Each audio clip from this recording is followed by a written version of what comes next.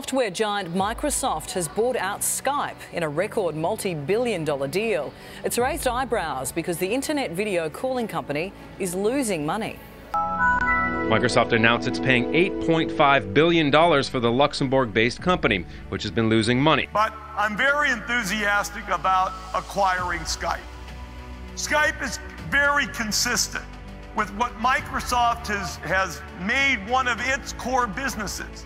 And that, for us, is helping people communicate and collaborate. On May 10, 2011, Microsoft announced its acquisition of Skype for $8.5 billion.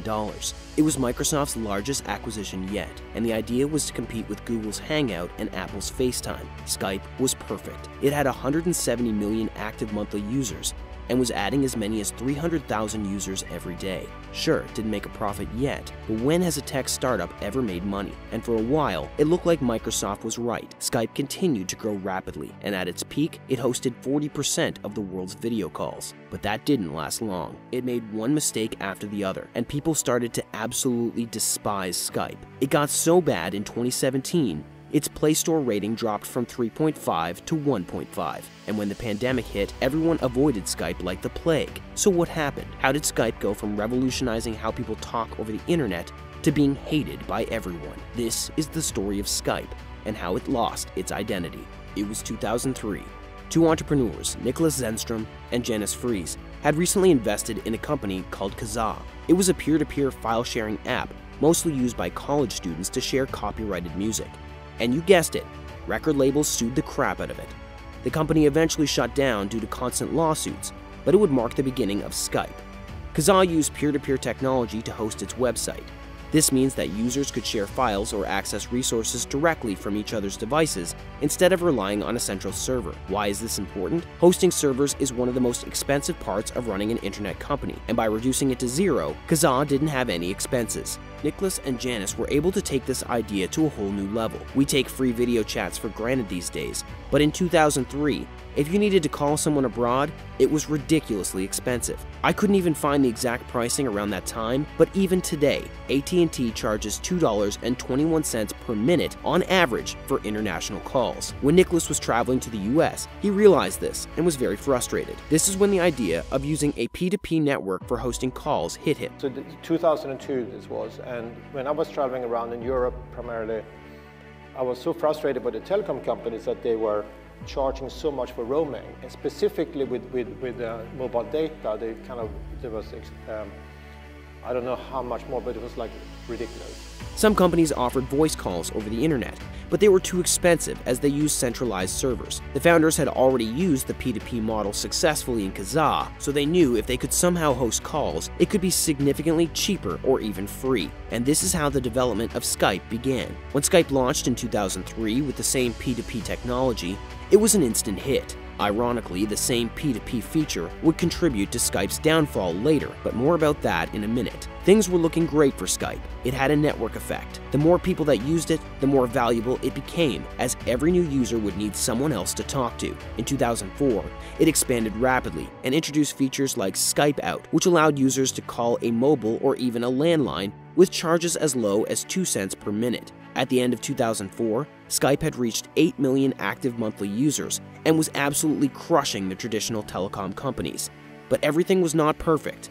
In fact, the earliest cracks in Skype's business model were starting to appear. Although Skype was growing rapidly, it had not figured out how to monetize itself properly, a problem it could never solve properly. Since it was built on the P2P model, its expenses weren't too bad during the first year, and after seeing the insane growth, venture capital firms happily poured money into the company. There were a few paid services here and there, but it wasn't enough to sustain the company. Like every other tech startup, Skype relied on VC money to fund itself. But for now, Skype was riding the wave. By 2005, it had crossed 100 million users and got its first big investment. The round was led by a VC firm named Index Ventures. Although the amount wasn't disclosed, it was in the millions. During this time, other companies saw Skype's success and started to make similar products. Google launched Google Talks, and Microsoft was investing heavily to improve its MSN Messenger app. Skype was now in the big leagues. During the same time, an e-commerce company named eBay was going on a shopping spree. It was obsessed with the idea of integrating other apps into its website and thought Skype would be perfect for buyers and sellers who wanted to talk over a call. After weeks of rumors surrounding this deal, eBay bought Skype for $2.6 billion. This is where the downfall of Skype really started. You see, eBay was an e-commerce company and had no idea how to run this business. They bought it for the sole purpose of integrating it with their website, but quickly realized no one wanted to have a video chat with a dude selling them Pokemon cards. There was a much better option: email. By October 2007, it had gotten so bad that eBay admitted to overpaying for Skype and wrote off an impairment loss of $900 million. During this time, many executives too left the company, and Skype lost its direction. Over the next 2 years, although Skype was growing in terms of users, it wasn't the same. The company wasn't innovating anymore, it wasn't profitable, and was run by people who had no idea about the business. There were constant disagreements between the eBay board and Skype on how to monetize further, and it went nowhere. This is where the story of Skype starts to get wild. After trying to integrate Skype for years, eBay finally gave up and decided to spin it off as a public company. But the founders had other ideas. They were against the idea of taking Skype public and had an ace up their sleeve. You see, when they started Skype, they registered a separate company called Jolted that owned rights to some intellectual property used in Skype. While selling Skype to eBay, they didn't sell this company, and Skype was still dependent on Jolted. When eBay wanted to take Skype public, the founders gave an ultimatum: either stop the IPO or we'll stop licensing this intellectual property. eBay initially sued the founders, but it had no basis to sue. Finally, in September of 2009, eBay abandoned the idea of taking Skype public. Instead, they sold it to a group of investors for $2 billion. This gives you an idea of how badly eBay wanted to get rid of Skype. They lost $600 million in just nominal terms. If you consider the time value of the money, the loss would have been even higher. The founders also got a 14% stake in Skype for these intellectual properties. This is my favorite part. They effectively sold the same thing twice to these huge companies. After eBay spun off Skype in 2009, investors were starting to get optimistic about its future. Despite never making a profit and not having a great way to monetize users, investors could not ignore how fast it was growing. By 2010, Skype hosted 25% of all the world's voice calls. It was so popular by now, the Oxford Dictionary included Skype as a verb. Big tech companies saw this and wanted to acquire Skype. At the start of 2011, rumors started spreading that Google and Facebook were interested. One other player was much more interested though. Microsoft had just recently launched Lynx in 2010, and it was exploding in popularity. Lynx allowed enterprise users to text, video call, take notes, and share screens on one platform. This might not sound like much today, but remember, it was 2011. Seeing this, Microsoft wanted to integrate more apps into Lynx. Skype had 200 million active monthly users and 700 million registered accounts. The idea was to connect customers and businesses by integrating these two apps. During this time, Microsoft was also pushing hard to become an enterprise solution business, so Skype looked perfect. But since Google and Facebook were also interested, Microsoft had to make an offer they could not match. It went all in. On May 10, 2011, Microsoft announced its acquisition of Skype for $8.5 billion. Wall Street was confused though. Skype earned revenue of just $865 million, and it was operating on a net loss of $4 million. It was sold 2 years prior for $2 billion and hadn't grown 4 times to justify the price.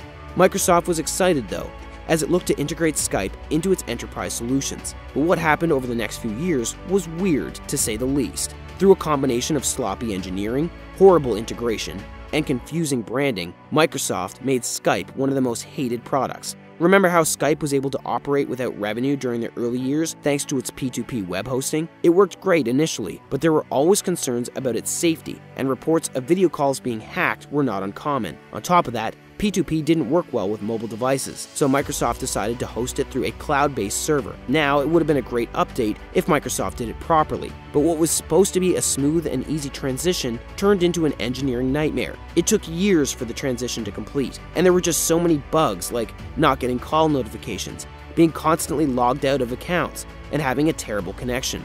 And who can forget those infamous updates? Skype would randomly start updating without any prior notice, and sometimes they lasted hours. Imagine opening your computer 5 minutes before an important meeting and seeing a 2-hour update on Skype. Skype's customer service is also terrible. It's no surprise that Skype has an average rating of 1.6 on Trustpilot, with the majority of the people complaining about customer service. And the trend of Skype not innovating continued. Instead of making the product better, Microsoft pulled its classic Internet Explorer move. It tried to force it into all products, including Windows 8, Xbox, and Outlook. The problem? It was simply not optimized for these interfaces and would constantly face problems. While Microsoft was handling Skype terribly, companies catering to the needs of specific groups were developing left and right. WhatsApp had everything Skype did and more. It had a better UI, was more reliable, and was just better for casual use. Apple had completely integrated FaceTime into iPhones, and Discord was also gaining popularity among gamers. Skype was starting to lose its identity. Anything it could do, someone else could do better. But there was one thing still going for Skype. The network effect was still there, as more than 300 million people used it. Basically, you needed Skype because everyone else was on it, but everyone hated Skype by this point. Microsoft did something that was a great move in hindsight, but it didn't make any sense back then. In 2016, it developed Teams, an ultimate tool for communicating and collaborating with large groups. Teams used a lot of the same technologies as Skype. It was confusing, as Microsoft had Skype, but it turns out it was just a clever rebranding. While Skype was old with a boring UI and terrible reputation, Teams was modern and fresh, and Microsoft made the right decision. By 2017, it had gotten so bad that Skype's rating on Play Store dropped to 1.6 from 3.5, and a direct competitor emerged. Until now, Skype was losing market share to apps that were slightly different, but it had no direct competitor designed for the same purpose. Enter Zoom. Zoom was easy to use, as anyone with a link could join, had a cleaner interface, didn't have bugs, and most importantly, was reliable. Basically, it was designed for people who didn't know much about tech. The pandemic was the final nail in Skype's coffin. After years of no innovation and terrible customer service, people didn't want to be stuck with it, so everyone switched. And even Microsoft didn't care much, as it had Teams. Zoom and Teams became the most used apps during the pandemic, and Skype started to disappear. So, you see, Zoom didn't kill Skype. It was dying way before that. Basically, the owners of Skype could never figure out what to do with the app. So what do you think about Skype? Do you think it deserves its failure? Comment that down below, and don't forget to like and subscribe. I'll see you in the next video.